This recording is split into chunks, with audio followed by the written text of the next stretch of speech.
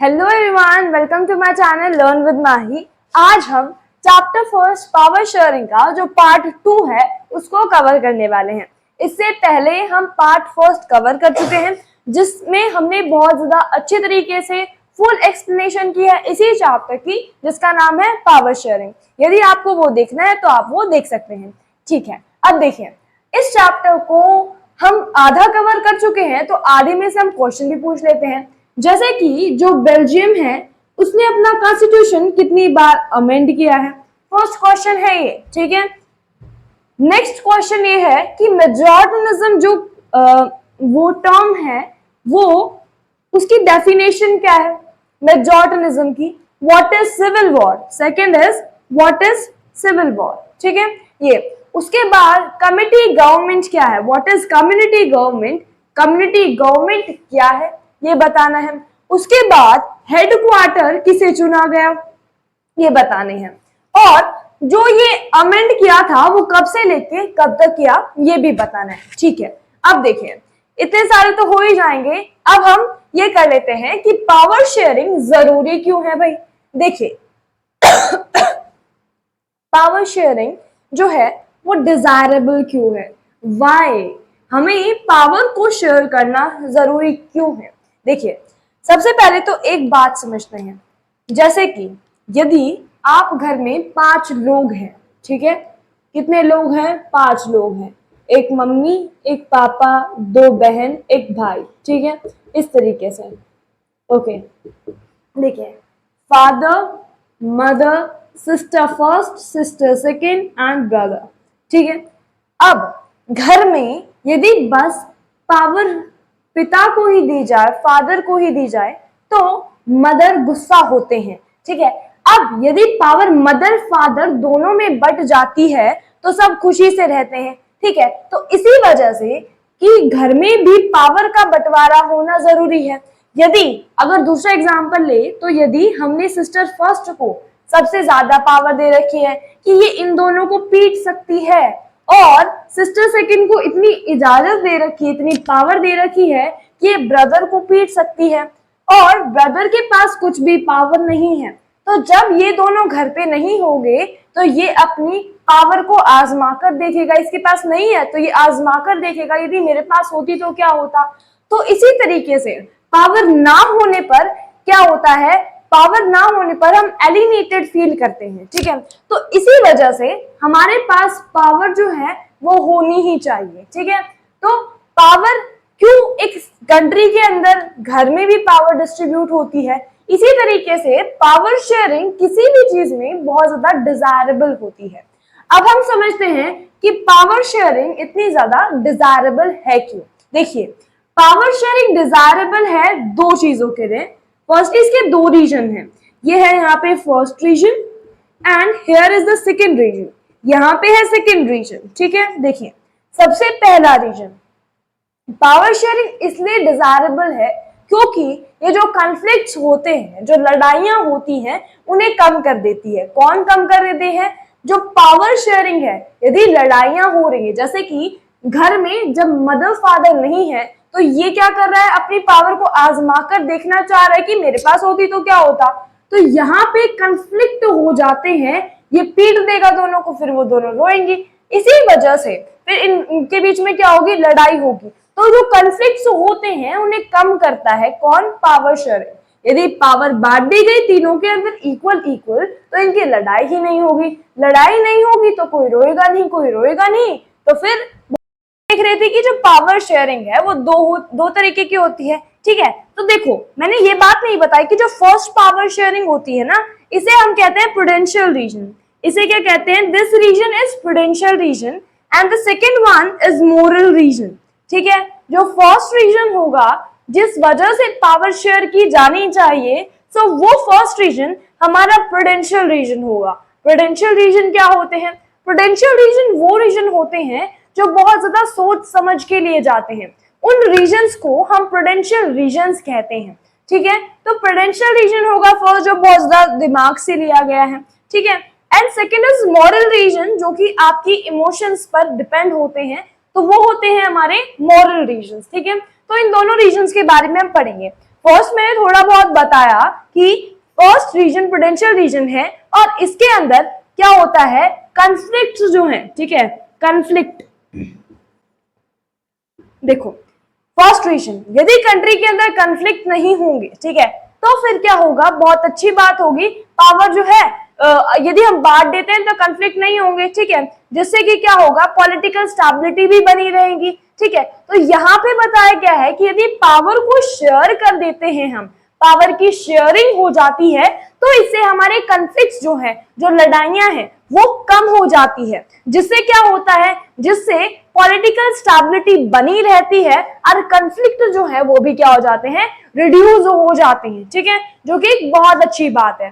फिर थोड़ा बहुत बताया गया, कन्फ्लिक्ट क्या हो जाएंगे, इससे भाई रिड्यूस हो जाएंगे, ठीक है। ये याद रखना है कि भाई लड़ाई मुक्के जो होते हैं उन्हें ये रिड्यूस कर देती है, ये उन्हें कम कर देती है। कौन कम कर देती है, पावर शेयरिंग, लड़ाई कम कर देती है, ठीक है, ये समझ में आ गया, ठीक है। और क्या करती है, पॉलिटिकल स्टेबिलिटी बनाए रखती है। स्टेबिलिटी क्या होती है, मतलब कोई भी चीज है उसको यदि हम व्यवस्थित तरीके से रखें तो वो क्या होगी, स्टेबल होगी। तो इसी तरीके से स्टेबिलिटी होती है, मतलब कोई भी चीज अच्छे तरीके से चल रही है तो वो स्टेबिलिटी है, ठीक है। तो इस स्टेबिलिटी को भी बनाए रखती है, किसकी स्टेबिलिटी, जो पॉलिटिक्स है उसकी स्टेबिलिटी को भी बनाए रखती है। कौन, पावर शेयरिंग, ठीक है, ओके।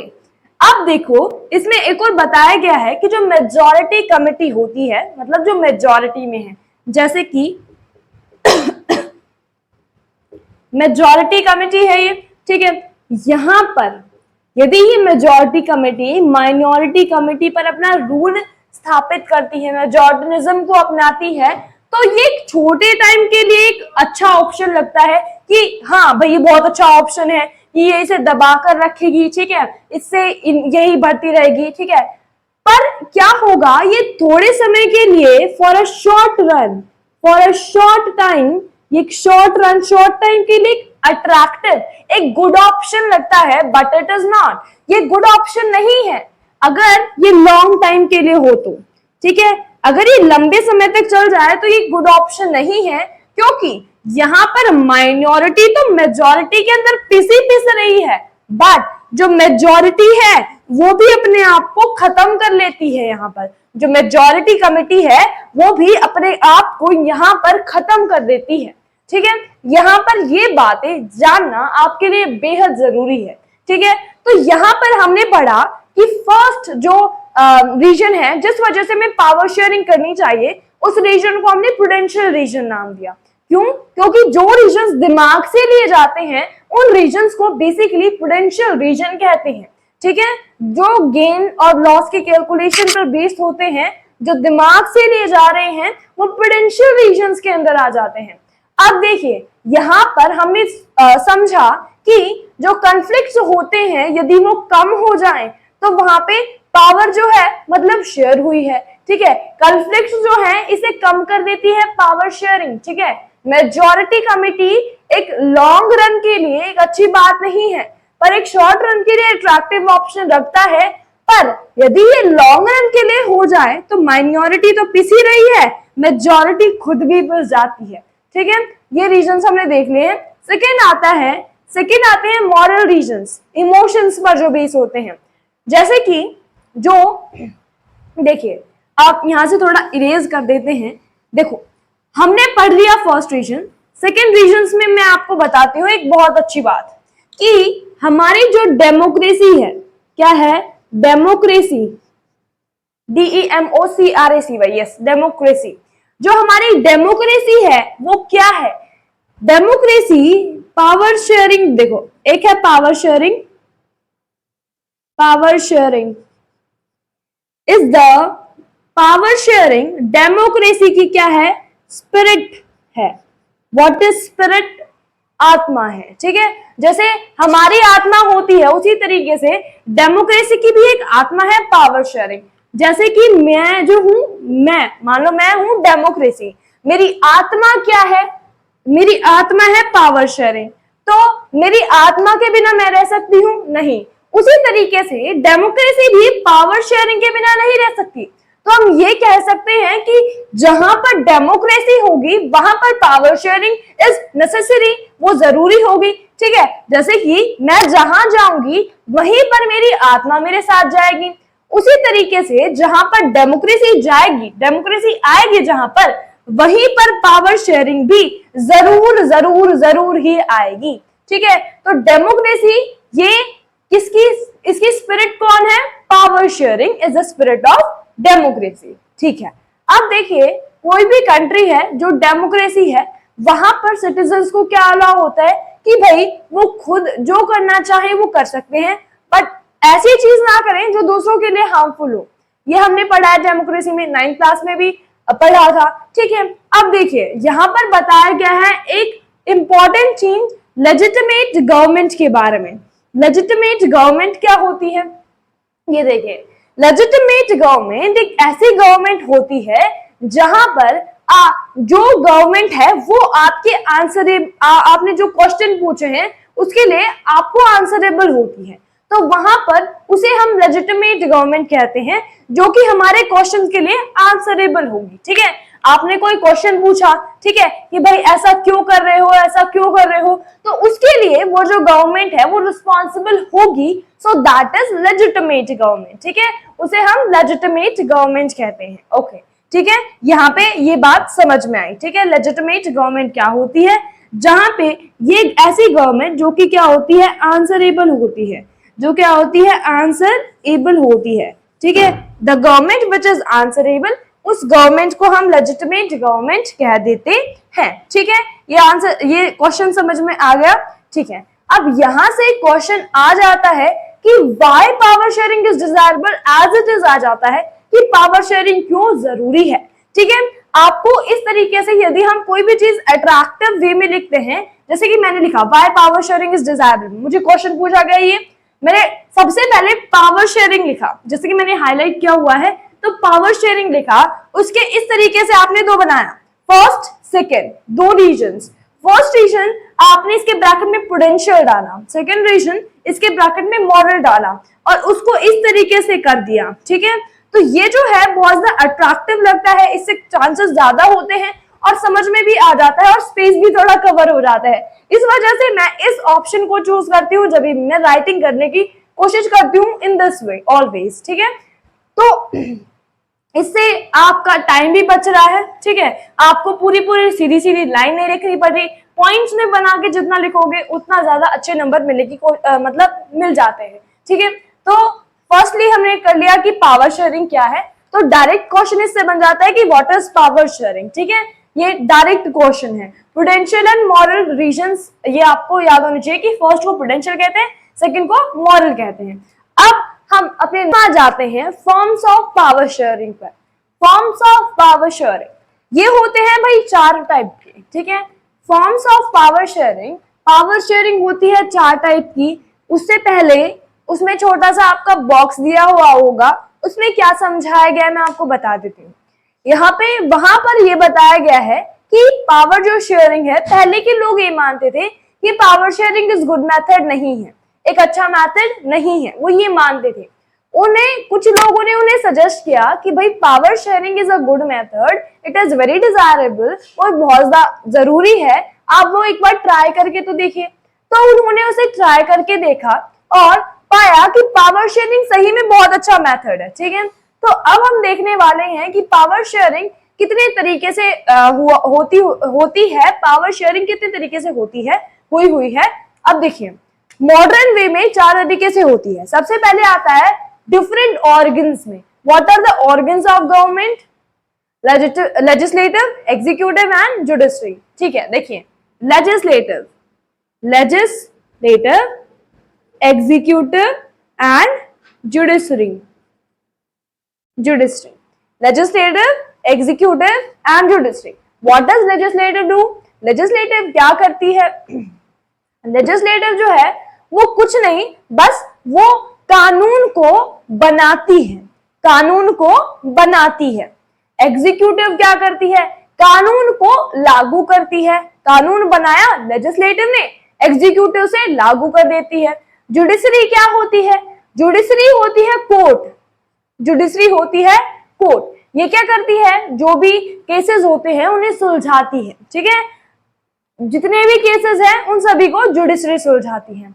देखिए ऑर्गन्स ऑफ गवर्नमेंट में क्या होगा कि सारे, जैसे कि लेजिस्लेटिव हो गया, एग्जीक्यूटिव हो गया, ठीक है, और जुडिशरी हो गया, ठीक है, इसे horizontal distribution of power sharing कहते हैं। जैसे कि हॉरिजॉन्टल लाइन इस तरीके से होती है, मतलब ये तीनों सेम लेवल पर हैं, बट इसकी पावर अलग है, इसकी पावर अलग है, इसकी पावर अलग है। तीनों क्या है, सेम लेवल पर है, एट सेम लेवल, ठीक है, सेम लेवल पर है। बट ये क्या कर रहा है, ये कानून जो होता है ना, कानून बनाना, ठीक है, ये क्या कर रहा है, कानून को बना रहा है, ये कानून को लागू कर रहा है, कानून को लागू कर रहा है, ठीक है, कानून बना रहा है, कानून लागू कर रही है ये, और ये क्या कर रही है, ये न्याय कर रही है, ठीक है, जस्टिस जिसे कहते हैं, जस्टिस कर रही है, ठीक है।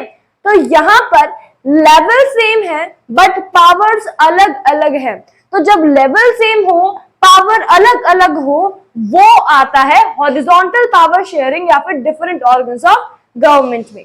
इसमें एक एग्जांपल आपको दिया हुआ है कि एग्जीक्यूटिव के द्वारा जो जज होते हैं वो अपॉइंट होते हैं, और जो जज है फिर बाद में एग्जीक्यूटिव के काम को ही चेक करते हैं।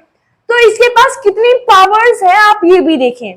ये क्या करता है, ये इसे देखता रहता है कि भाई कहीं तू तो ज्यादा पावर दे, तेरे पास तो ज्यादा पावर नहीं है, ये इसे देखता रहता है, बदले में ये इसे देखता रहता है और ये इसे देखता रहता है। मतलब आपस में एक दूसरे को देखते रहते हैं ताकि कोई भी अनलिमिटेड पावर का यूज ना करे। तो इसे ही हम कहते हैं कि हॉरिजॉन्टल पावर शेयरिंग है। इससे क्या होता रहता है, क्योंकि ये एक दूसरे को चेक कर रही हैं तो सिस्टम बैलेंस रहता है। इसी वजह से इसे system of checks and balance कहा जाता है। क्वेश्चन क्या आ सकते हैं कि व्हाट इज पावर शेयरिंग।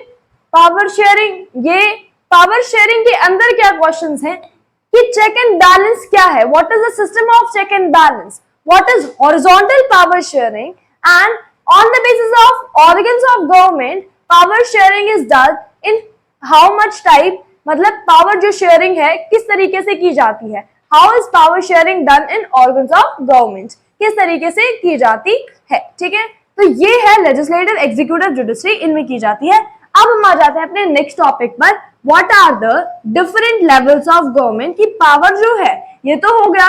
अब डिफरेंट लेवल्स कौन कौन से हैं, जैसे कि हमारे होते हैं ना सेंट्रल लेवल, स्टेट लेवल, अब वो आ जाते हैं। देखिए डिफरेंट लेवल्स ऑफ गवर्नमेंट में हमारे पास आ जाते हैं सेंट्रल एंड स्टेट गवर्नमेंट। देखिए यहाँ पर डिफरेंट लेवल्स ऑफ गवर्नमेंट में हर एक कंट्री के अंदर क्या होता है, एक जनरल फॉर्म ऑफ गवर्नमेंट होती है, जनरल गवर्नमेंट होती है, फिर होती है एक रीजनल गवर्नमेंट, ठीक है, एक रीजनल गवर्नमेंट होती है।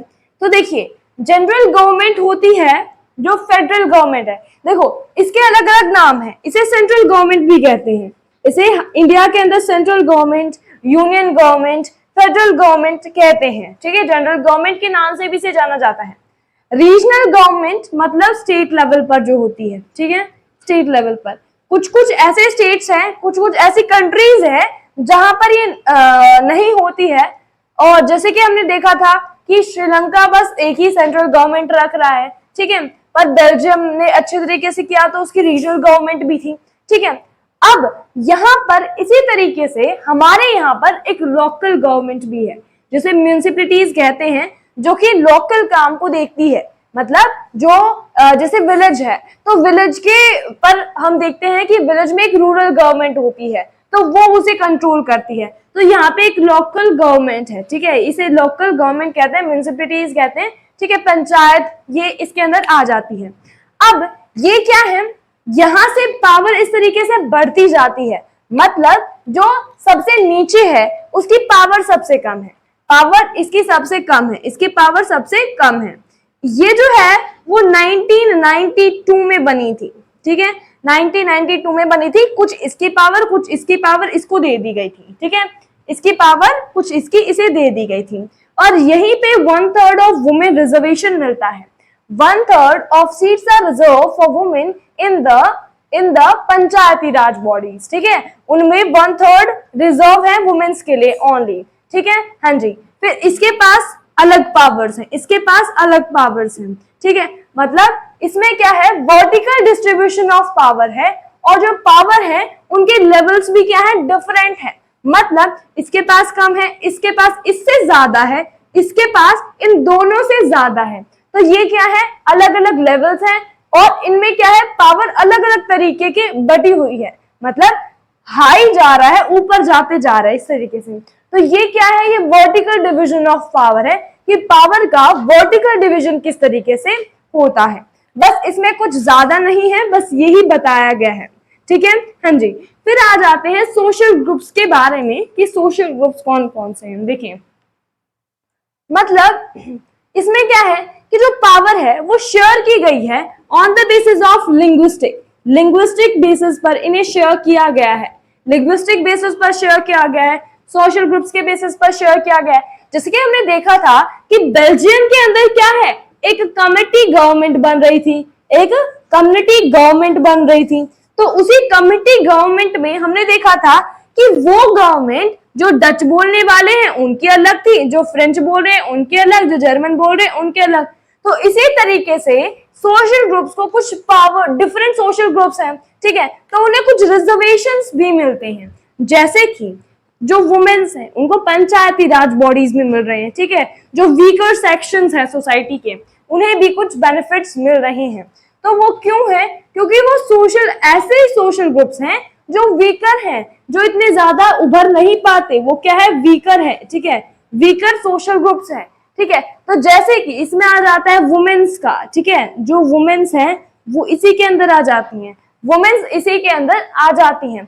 अब भाई इसमें क्या होगा, इसमें होगा कि इनके पास पावर नहीं होगी तो ये क्या करेंगी, इसीलिए इन्हें एक स्पेशल स्टेटस दिया जाता है, इन्हें पावर्स दी जाती है ताकि अपने आप को आगे बढ़ा सकें, और जो सोशल वीकर ग्रुप्स जो हैं उन्हें भी पावर दी जाती है ताकि वो आगे बढ़ सके, कुछ काम करके दिखा सकें। और ये जो है बहुत अच्छा ऑप्शन है सोशली वीकर सेक्शन के लिए, ताकि वो ऊपर उभर कर आ सके, ठीक है, ये उनके लिए बहुत ज्यादा अच्छा माना गया है, ठीक है। तो इसमें कुछ नहीं, बस ये बताया गया है कि पावर जो है वो वीकर सेक्शन को, जैसे कि वुमेन्स हैं, सोशल, जो पीछे बैकवर्ड सोशल ग्रुप्स हैं उन्हें दी गई है, ठीक है, जिससे कि वो अपने आप को एलिमिनेटेड फील ना करें, वो ऐसा ही अपने आप को समझे जैसे कि हम अपने आप को समझते हैं, सब समान समझे, इस तरीके से यहाँ पे बताया गया है, ठीक है।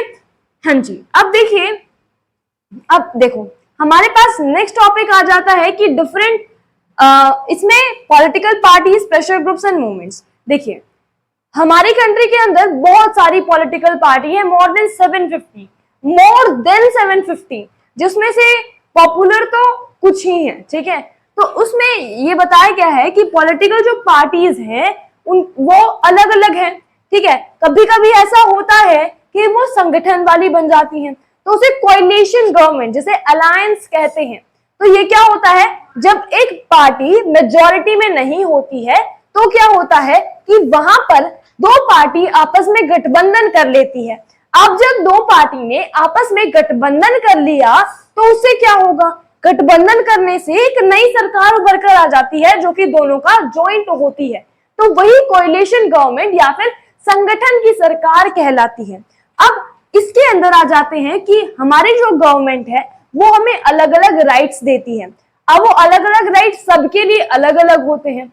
सिटीजन जो है वो इलेक्शन लड़ सकते हैं, वो जिसे चाहे अपना वोट दे सकते हैं, ठीक है, किसी पे कोई भी प्रेशर वगैरह कुछ भी नहीं है, ठीक है, ये प्रेशर ग्रुप प्रेशर वाला नहीं है, ठीक है। यहाँ पे बस बेसिकली में ये बताया गया है कि इन में जो है वो हमारी जो पावर है वो डिस्ट्रीब्यूट हुई है अलग अलग मूवमेंट्स में, प्रेशर ग्रुप्स में, पॉलिटिकल पार्टीज में, संगठन की सरकार में लिए यहाँ पे बताया गया, जो मैंने आपको बता दिया। यदि कोई भी आपको डाउट हो तो आप चलिए हम कुछ क्वेश्चंस पूछ लेते हैं। पूरे चैप्टर में से ये पार्ट 2 है, इस पार्ट 2 के अंदर एक क्विज देखते हैं कि किसने कितना पढ़ा है, किसे कितना आता है। चलिए फर्स्ट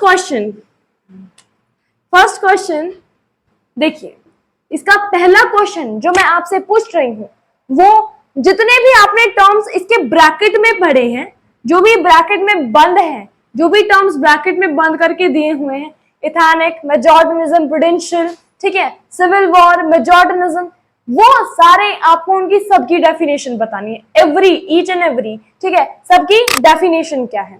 ओके, नेक्स्ट, बेल्जियम जो है वो उसकी कैपिटल क्या है, कैपिटल, बेल्जियम के कैपिटल। उसके बाद श्रीलंका की क्या कैपिटल है, बताया है मैंने कि एग्जीक्यूटिव कैपिटल क्या है श्रीलंका की, यदि याद हो तो बताओ, ठीक है। उसके बाद नेक्स्ट क्वेश्चन, श्रीलंका इंडिपेंडेंट कब हुआ, श्रीलंका इंडिपेंडेंट कब हुआ, श्रीलंका ने किस लैंग्वेज को कब और किस धर्म को प्रचार प्रसार करवाया किया, ठीक है, सेकेंड क्वेश्चन। उसके बाद थर्ड क्वेश्चन ये है कि जो सिविल वॉर है उसके एंड होते होते 2009 के अंदर क्या हुआ था, जब सिविल वॉर खत्म हो गई थी तो श्रीलंका के कंडीशन क्या थी, ये बताना है, ठीक है। उसके बाद जो कमिटी गवर्नमेंट है, जो कम्युनिटी गवर्नमेंट है, ठीक है, वो जो गवर्नमेंट है, ये गवर्नमेंट किसके लिए है, ये कौन से मैटर्स को देखती है, कौन से मैटर्स को कमिटी गवर्नमेंट देखती है। पावर शेयरिंग का फर्स्ट रीजन क्या कहलाता है, सेकंड रीजन क्या कहलाता है, ये बताना है, ठीक है, हाँ जी। उसके बाद वर्टिकल पावर शेयरिंग जो है, वर्टिकल जो पावर शेयरिंग होती है उसमें लेवल्स सेम होते हैं या फिर डिफरेंट होते हैं या फिर उसमें ऑर्गन्स में डिवाइड किया जाता है, ठीक है, ये बताना है।